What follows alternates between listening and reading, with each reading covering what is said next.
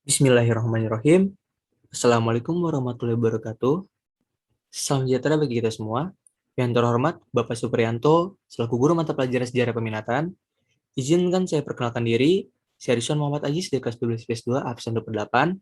Pada kesempatan kali ini, saya akan membahas mengenai repository teknologi berdasarkan pertanyaan yang Bapak ajukan mengenai melalui Google Classroom. Baik, akan saya mulai.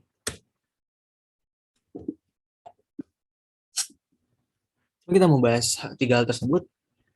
Nah, contoh teknologi yang kita rasakan setiap hari ini apa sih yang terdekat? Nah, contohnya itu satu HP. Handphone itu memberikan kemudahan kita dalam akses komunikasi, akses mencari informasi, maupun melakukan sesuatu. Terus juga kendaraan. Kendaraan merupakan teknologi, karena kita dikasih kemudahan untuk berpindah tempat dan menghemat waktu dan perjalanan. Dan yang terakhir, yang gak kalah penting, yaitu lampu. Lampu itu termasuk teknologi loh, karena kalau nggak ada lampu ya kita di rumah gelap. Lampu itu sebagai penerangan kita di rumah maupun di jalanan. Oke, baik, bisa dipahami. Kita masuk ke pembahasan. Atau pertanyaan pertama, yaitu bagaimana pengaruh repository teknologi dalam menciptakan dunia tanpa sekat? Dua, bagaimana pendapat Anda kenyataan bahwa repository teknologi tidak hanya membawa dampak positif, tetapi juga dampak negatif? Jelaskan. Tiga, saya akan menjabarkan tabel yang berisi mengenai dampak negatif dan dampak positif mengenai adanya repository teknologi dalam era globalisasi di bidang informasi dan komunikasi, ekonomi dan industri, sosial dan budaya, pendidikan, dan politik. Nah, sebelum kita masuk ke pembahasan, kita harus tahu dulu nih, apa itu revolusi teknologi? Revolusi teknologi adalah perubahan yang terjadi secara cepat dan mengarah pada modern atau pada arah modern yang terjadi dalam segala bidang kehidupan manusia. Sebenarnya, revolusi teknologi ini sudah terjadi dari masa Mesopotamia yang dikenal dengan sistem pertanian, yang menandai berakhirnya sistem berburu dan meramu. Alhasil apa? Produksi pangan itu semakin membaik dan pertumbuhan penduduk. Atas hal tersebut, terjadilah perkembangan teknologi dan budaya yang terus-menerus terjadi hingga saat ini. Revolusi industri kedua atau revolusi industri 2.0 dikenal juga sebagai revolusi teknologi. Revolusi yang dimulai pada akhir abad ke-19 hingga awal abad ke-20 ini ditandai dengan hadirnya tenaga listrik. Nah, di tenaga listrik yang ada pada saat itu udah terjadi revolusi teknologi atau revolusi industri kedua. Dan sekarang kita akan menuju ke perkembangan revolusi industri 4.0 yang semakin inovatif. Oke, kita masuk ke pembahasan pertama. Gimana sih pengaruh revolusi teknologi dan menciptakan dunia tanpa sekat? Nah, salah satu penemuannya itu adanya internet nih. Internet itu memudahkan kita dan berkomunikasi tanpa batas dan bisa diakses kapanpun dan dimanapun. Nah, sehingga adanya internet ini bikin kita tuh melek teknologi gitu. Bahwasanya tuh kita bisa melakukan segala sesuatu udah disediain platformnya gitu, medianya juga udah ada, dan kita manfaatinnya itu gimana dan sebisa mungkin maksimalin kesempatan yang ada gitu. Selanjutnya nggak kalah penting, keanggotaan itu nggak kenal tingkatan. Jadi segala atau setiap orang bisa manfaatin ini gitu, bisa gunain teknologi, nggak kenal umur tua ataupun muda, sehingga ya efektivitas atau efisiensi dalam kehidupan kita sehari-hari benar-benar bisa dilakukan dengan baik gitu. So, benar-benar bermanfaat banget sih. Selanjutnya, gimana sih pendapat saya mengenai revolusi teknologi itu nggak cuma bawa dampak positif, tapi juga ada dampak negatif. Ya, menurut saya pribadi, segala sesuatu itu ada dua sisi yang memang akan selalu berlangsung selama kita hidup. Kita ngambil keputusan aja, bakal ada risikonya. Kita milih sesuatu opsi aja, bakal ada hal buruknya juga, gak selalu positif. Maka dari itu kita harus sadar, bahwasanya dampak negatif itu ya harus kita sikapi dengan baik gitu. Bukan berarti kita mundur gitu aja dan nggak mau nerima itu.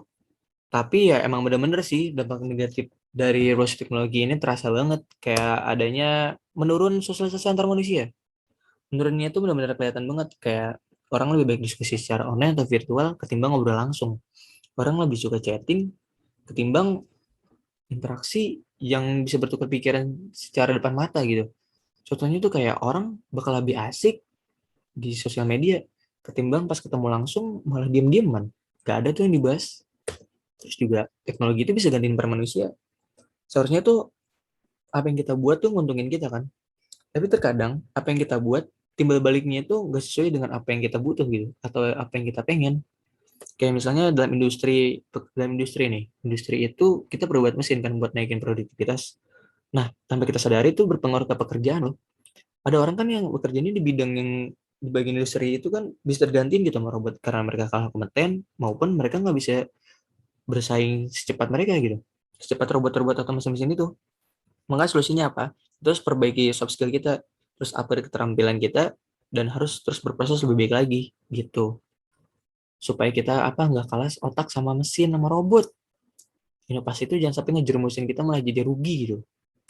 Selanjutnya, kita tuh nggak boleh nolak nih, nggak boleh nolak apa yang udah terjadi gitu, nggak boleh nolak kemajuan. Karena apa? Kita sudah dengan cermat. Apalagi kan kita yang gunain, kita yang buat, kita juga yang bisa atasin loh. Maksudnya gimana? Kita harus berbijak-bijak lah dalam menggunakan sesuatu. Maupun kita udah kecemplung banget sama dampak negatif itu, ya kita harus bangkit. Kita harus bisa ngerubah itu semua dan kita harus bisa menggunakannya dengan baik. Manfaatin itu dengan baik. Terus beradaptasi dengan itu. Gak boleh nolak ataupun kita malah cabut dari hal tersebut. Ya mau gimana pun itu harus sikapin itu dengan penuh selektif lah. Berproses lebih dewasa dan lebih terbuka. Makanya penting yang namanya literasi digital. Supaya apa? Kita nggak terlena banget sama teknologi.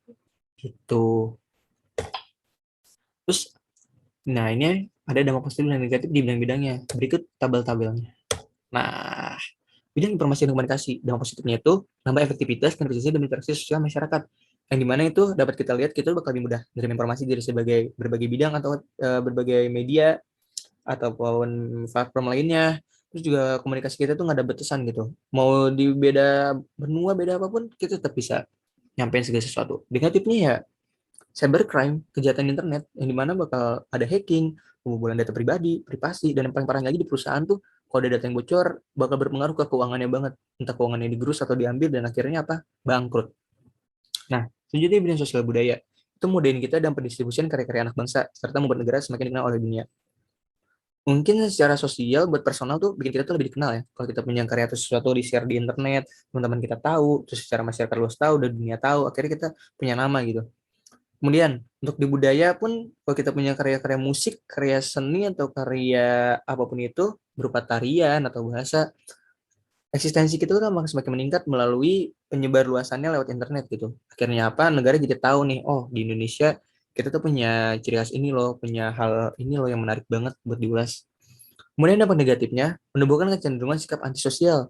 Nah, antisosialnya itu gimana?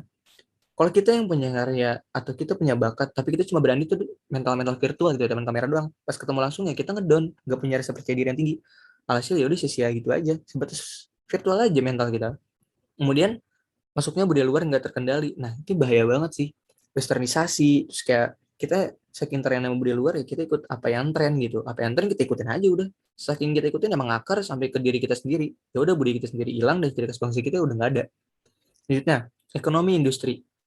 Nah, dampak positifnya itu meningkatkan produktivitas industri dunia. Ini benar-benar kelihatan banget sih dari adanya mesin atau robot. Akhirnya bisa naikin produksi yang lebih besar gitu atau lebih banyak. Terus juga penyebarluasan relasi perusahaan industri ini benar-benar bisa saking bercabang atau semakin menyebar luas di lokal maupun di mancanegara. Akhirnya apa? Pasar mereka semakin luas dan semakin meningkat secara taraf ekonominya. Nah, dampak negatifnya, ekonomi dan industri dalam negeri sulit untuk berkompetisi dengan barang impor karena pengetahuan teknologi mendorong perkembangan e-commerce. Di sini terlihat jelas di Indonesia, meskipun kita bikin barang yang bagus banget, tapi ada barang luar yang serupa, terus lebih pamornya lebih tinggi, lebih brandingnya lebih mantap, terus juga didorong dengan kualitas yang lebih oke, apalagi kan buatan-buatan Eropa dan Amerika kan benar-benar wow banget lah gimana kita. Apalagi jiwa kita tuh yang menghargai produk lokal juga kurang. Ya udah kita kalah kompeten, kalah brand, udah kalah pamor, kalah branding, ya udah. Ditambah aksesnya juga lebih mudah di online shop kan. Adanya e-commerce ini ya bikin mereka lebih terdorong lah, lebih gampang buat ngegapai barang luar itu ketimbang barang lokal. Nah, selanjutnya pendidikan dan politik. Positifnya, ada inovasi pembelajaran yaitu electronic learning itu atau e-learning yang terasa kayak pandemi sekarang nih. Adanya Zoom Meet sama Google Meet itu ngemudahin kita buat berdiskusi dan berpresentasi maupun berargumen gitu supaya tetap bisa berinteraksi. Terus juga adanya Google Classroom juga buat kita nyerahin tugas dan tetap bisa nugas-nugas seperti biasanya. Terus buat orang-orang politik nih biasanya mereka kan suka ada kunjungan kerja, kunjungan dia segala macam, terus rapat-rapat penting, paripurna atau apa, akhirnya mereka bisa rapat secara online kan, bisa berkomunikasi lewat virtual ini. Nah, Dalam berkampanye pun mereka bisa manfaatkan media sosial yang ada.